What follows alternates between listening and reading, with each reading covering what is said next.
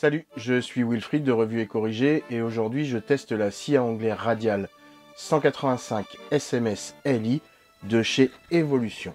Regarde-la bien, elle est toute belle, elle est sur batterie et c'est tout de suite après ça.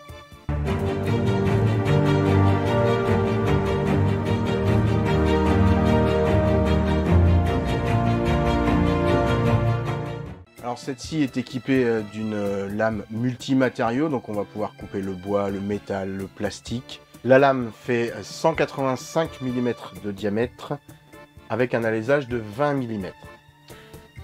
Vous allez pouvoir retrouver une lame spéciale bois, mais également une lame spéciale aluminium et une lame acier et également un disque diamant. Elle a également une butée de profondeur que tu peux voir ici et qui va te permettre par exemple de faire des coupes à mi-bois pour les assemblages.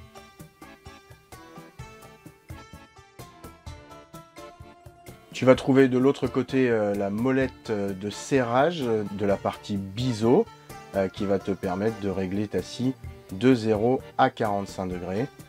Tu peux retrouver également ici et ici les deux petites vis qui te servent à faire les réglages affinés avant l'utilisation de ta scie. Tu vas pouvoir régler ton plateau et ton angle en appuyant sur la poignée qui est juste en dessous. Tu as des angles pré-réglés à 15, 22,5, 31,6 et 45 degrés. Et tu pourras aller à 50 degrés à gauche et à droite. Pour les capacités de coupe, onglet à 0 et biseau à 0, tu vas pouvoir couper des bois d'une section de 58 mm par 210 mm. Onglet à 0 et biseau à 45, on va passer à 210 mm par 40 mm. Onglet à 45 et biseau à 0, on va passer sur une section de 145 mm par 58 mm. Et onglet à 45 et biseau à 45, on va passer sur 145 mm par 40 mm d'épaisseur. Alors pour ma part, pour l'instant, j'ai installé cette scie sur mon plan de travail, donc je l'ai vissée sur le plan de travail. Bien sûr, elle est compatible avec les supports de scie qu'on peut trouver dans le commerce, mais également bien sûr les supports de scie Evolution.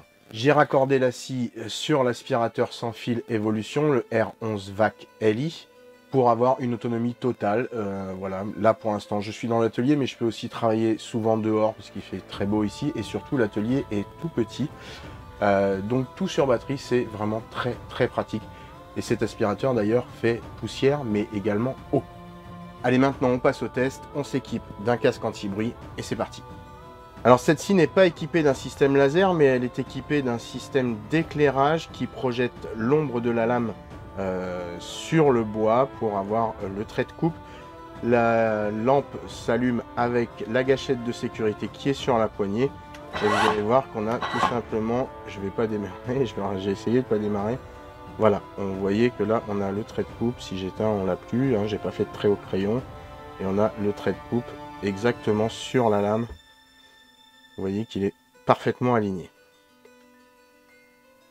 Donc ce système d'éclairage s'allume avec la petite manette qui est ici, c'est la manette de sécurité de la poignée. Ce système de sécurité là, il est très pratique parce que du coup la poignée est ambidextre. On va pouvoir le déclencher avec la main droite, mais on va également pouvoir le déclencher sans problème avec la main gauche, ce qui est quand même bien pratique. Comme vous pouvez le voir, le démarrage de la lame est progressif.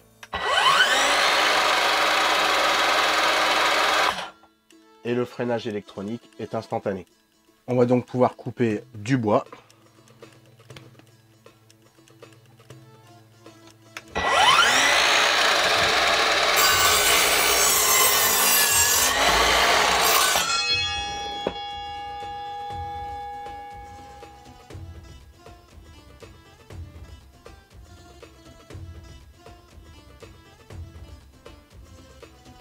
Vous pouvez voir que la coupe est vraiment très propre. Et on va également pouvoir couper du bois dans lequel il y aurait eu des clous plantés ou des vis par exemple, des choses comme ça, et qui sont quand même de beaux diamètres.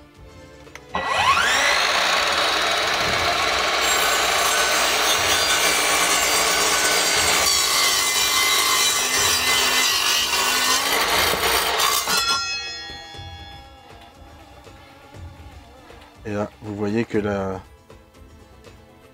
que la coupe est toujours aussi propre et c'est absolument pas chaud.